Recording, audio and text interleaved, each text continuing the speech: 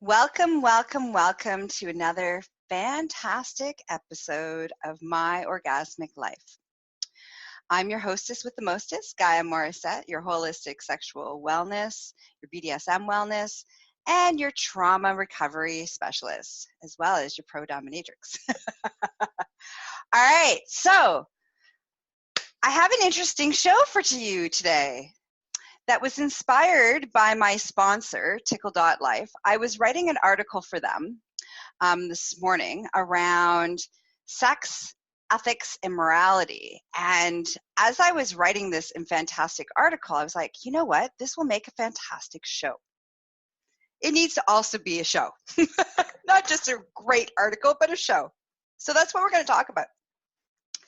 But before we get into this potentially very uncomfortable, very controversial conversation, and could be potentially quite triggering, actually, I need to define when I say sex, when I say ethics, and when I say morality, which each one of those means, so that we're all on the same page, okay?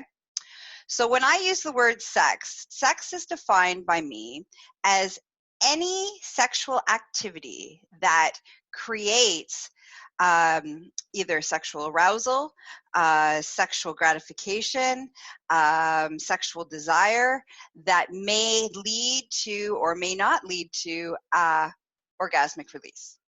So that covers the whole gamut, from anywhere from kissing to swinging from the chandeliers and everything in between that, okay? So when I talk about sex, that's how I define it. When I talk about ethics, ethics is doing no harm, moving from a place of doing no harm to yourself or others with intention. And we'll dive into some of those concepts later, what that means, okay? So when I say ethics, that's what I'm talking about. Moving from a place of doing no harm to yourself or others, physically, emotionally, and psychologically. And then the third word that we're going to explore today is morality. And so morality, thanks everybody who's watching and listening and all the love and all the, wonderful support. So morality is beliefs. How do I want to put this? Okay, so morality is beliefs and concepts and judgments and thoughts that are externally influenced by society, parental, culture, society, and parental influence of what determines what is right or wrong or good or bad. Okay, so let's do that again. So morality is your thoughts, your beliefs, and your thoughts, your beliefs. Yeah, your thoughts and your beliefs and your judgments about what is good or bad, right or wrong, from an external influence of culture, society, and parental influence, okay? All right, so now that we have our definitions, and if you're like just joining me and you're like, what is going on right now? Rewatch it from the beginning because it's super important so that you're in the know of this conversation. All right, so sex. So let's talk about morality. Morality is the number one reason why people come see me, because morality is the number one reason why we do not have a happy, healthy sex life. A happy, healthy, well, not just in the bedroom, but all across the board. Because morality is ever changing. There is no way to really, truly, when you look at it from that place of our right or wrong, good or bad, which is determined by our culture, determined by our society, and determined by our parental experiences, there's no way of actually achieving or being successful from that place of morality. So morality has no room in sexuality. We want to grab morality and throw that shit out the window. That's all about judgment, judgment, judgment, judgment. External judgments about good or bad, right or wrong. And again, there's so much influence in what makes up those morals or morality based on religion, your geology, like not geology, I'm having a brain fart. I'll come back to it.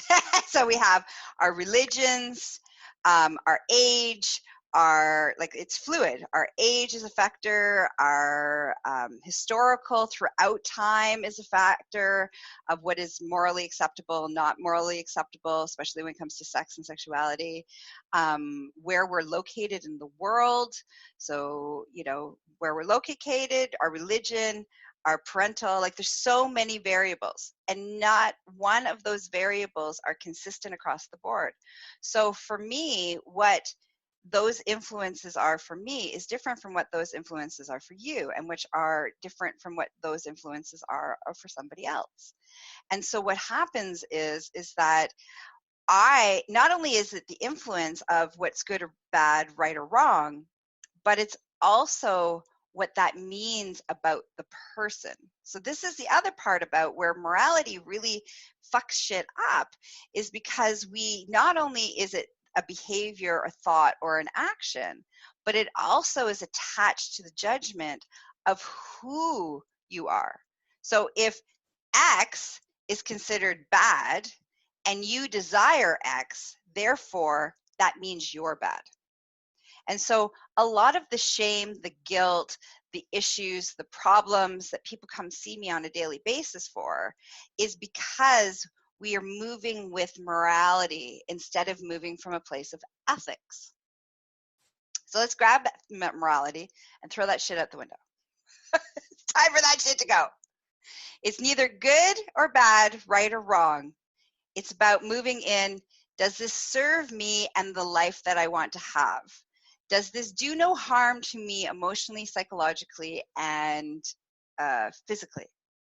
Does this do no harm to others emotionally, psychologically, and physically? That's where we want to lean into. That's where we want it when it comes to sexuality and sexual desires and sexual exploration. So let's all take a moment here. And what would it feel like if we let go of all of the judgments that are attached to morality and we threw that out the window? And now we moved into this place of, oh, it's not right or wrong, good or bad. I'm not right or wrong or good or bad. It's like, does this serve me? Does this not serve me? Does this support my life? Does this not support my life? Well, a lot of shifts start to happen. Freedom, self-acceptance. We let go of the shame. We let go of the guilt. We let go of the self-loathing. We let go of the self-hatred. We let go of all of a sudden our issues around, our penis issues start to, go away. Our ability to experience pleasure and orgasmic possibilities opens up. Everything changes when we stop making it right or wrong, good or bad, which is quite spectacular. And a lot of the work that I do with my clients, that's what we do. Now, creating your, as I like to call it, your code, your ethical code of conduct, your ethical code of conduct. And this ethical code of conduct is your compass in which you move and how you figure out and determine what, when I say that statement, do no harm to yourself or others, physically, emotionally, and psychologically. This is where you get to determine what that looks like for you. Because this is the other beautiful thing about when we create our code of conduct, our ethical code of conduct, it's personal. It's our own determination. It's based on our own internal needs, not external acceptance or denial. So take a moment and be like, huh, that's fascinating. All right, so we got now we got this concept of, okay, well, that's great. So let's talk about harm, because this is also another piece of the puzzle, because what I define as harm and what you define as harm are two different things. So now that we have, and again, creating your ethical code of conduct is a lot of layers. There's a lot of steps. There's a lot of moving parts. We're moving out of that place of morality and we're moving into a place of ethics, and we're, basically peeling back the layers of years of morality programming, and we are, untangling all of the shit that says we're bad and wrong and dirty and we should feel awful about who we are. So like it's not easy, and it can be quite overwhelming at first. So that would be a great time to reach out and contact me so I can help you navigate that. Okay. All right. So let's talk about harm. Here's a great example in relation to sex. So spanking is a great one of like, let's use this as an example. So for one person who loves being spanked and loves spanking others, in order for it to fall into the category of their ethical code of conduct, in order for it to fall into the ethical department, there's a couple of variables that need to be in place so that there's doing no harm to themselves or others. One is making sure that there's safe words, that is done safely. Two, everybody who's involved is consensual and is really excited to be there and is communicated what their needs are. Okay, so therefore, spanking is doing no harm as long as those caveats are put into place. Somebody else who very much does not like pain during sex or any pain in relation to sexuality or punishment related to sexuality, for them, spanking would be seen as harmful for them or harmful for others. Now, is either one right? Is either one wrong? No. Both of them know what works for them and what doesn't work for them. And so if they were to engage with each other and were to impose their beliefs onto each other, therefore we would be then imposing and not doing harm, psychological harm and potentially emotional harm and potentially physical harm, depending on what's happening, to themselves or to others. And so this is a really important piece of the puzzle, which is that we need to know what those things are for us. What do we define as harm? What is our ethical code of conduct? And we want to make sure that we have conversations. So before I engage in sexual activity with anybody, or this is what you want to be your new standard, before you engage sexually with anybody, you want to make sure that your code of conduct and their ethical code of conduct and what it means to do no harm to themselves and others is on the same page, that you're the same people. So the person who enjoys spanking needs to be with other people that enjoy spanking, and the person who's not into spanking needs to be with people who are not into spanking. This is not, neither one of them is right, neither one of them is wrong. It's about making sure that there is a good fit so that you're not doing harm to yourself or others. And that whole piece of consensual adult, and I think that's the big part of this process, is that when you're going through this process, you really want to look at, okay, is this physically, emotionally, or psychologically going to harm me? Does this support the life that I want to lead? So for example, my ethical code of conduct and how I personally define harm is, does this serve the life that I want to have? Does this support this? And everything I do, I ask, it doesn't matter whether we're talking about sex, we're talking about health, we're talking about relationships, we're talking about business, it doesn't matter. All of these things for me, I go through this process and I ask and I put it towards, does this support the life that I want to lead? The life that I want to lead is this. I am happy, I am healthy, I am wealthy, and I am horny. Does it support those four things? If it supports those four things, fantastic. If it doesn't support those four things and it's not serving me being in that adventure of happy, healthy, wealthy, and horny, then it doesn't support the life that I want to lead. And then I can modify and change how I want to behave. All right. So these are these concepts that I want you to start looking at when it comes to not just sex, but your whole life. But in particular, let's just lean into the sex part. When we start to look at it from that perspective, no one is right, no one is wrong, no one is good, no one is bad. It's whether it's serving you or not serving you. supporting your life or not supporting your life? Is it doing harm or not doing harm? And therefore, what that does is it gives you freedom. First of all, it gives you the freedom to let go of all the shit, all the shame that was superimposed by society, by morality, by all these other influences. It releases you from all of that, and it gives the space, and it helps you to become the person that you want to be, not the person, both sexually and non-sexually, that you desire to be, who you really are. You stop hating who you are. You stop loathing who you are. You are just perfect as you are.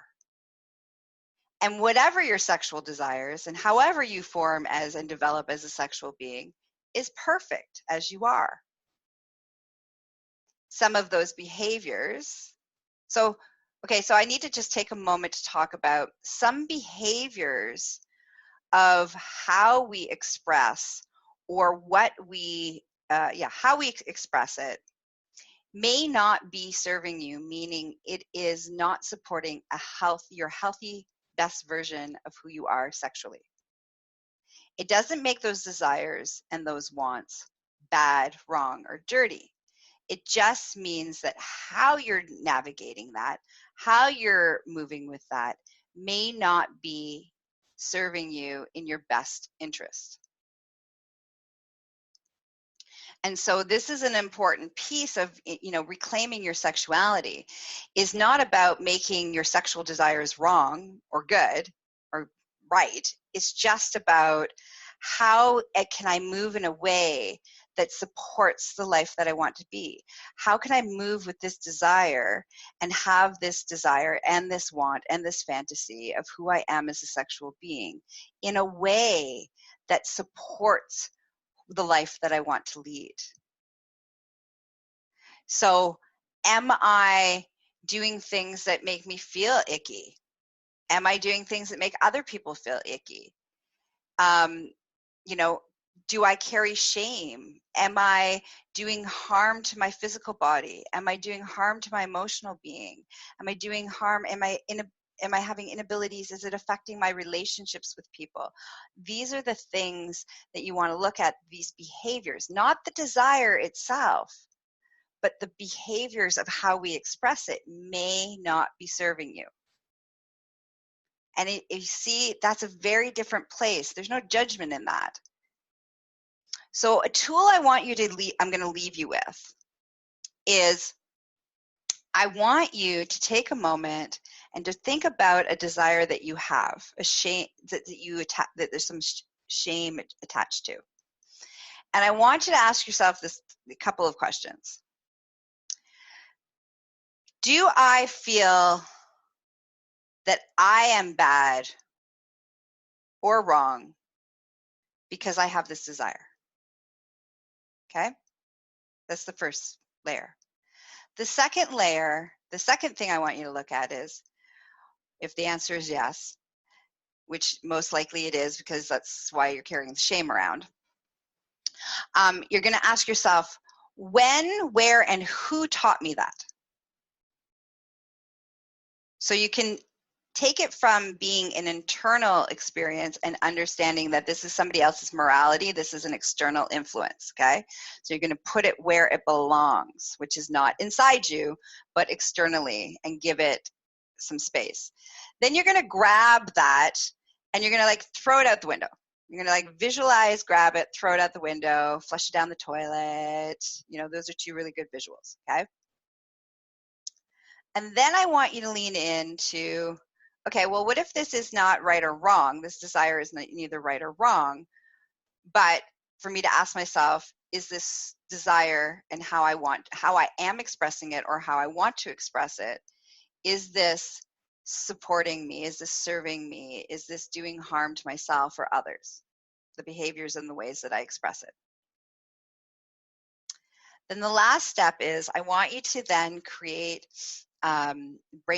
take a moment and write down as many possibilities as ways in which you could express this sexual desire that you have, experience it, express it, explore it, in as many possibilities where there was doing no harm to you or any consensual adults. And create all the variables and all the possibilities.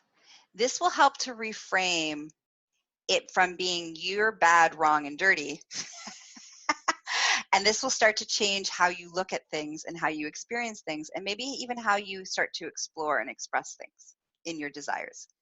And you can feel good about who you are and sexually free and liberated. All right? If you need any support, any help in this department, I'm your girl. This is what I do. All right? And you can find me at succulentliving.com. You can also find me for all of, if you want to explore BDSM, for all your BDSM needs and education, you can find me at empressgaia.com. This episode was brought to you and sponsored by ticklelife for all of your sexual wellness needs and education.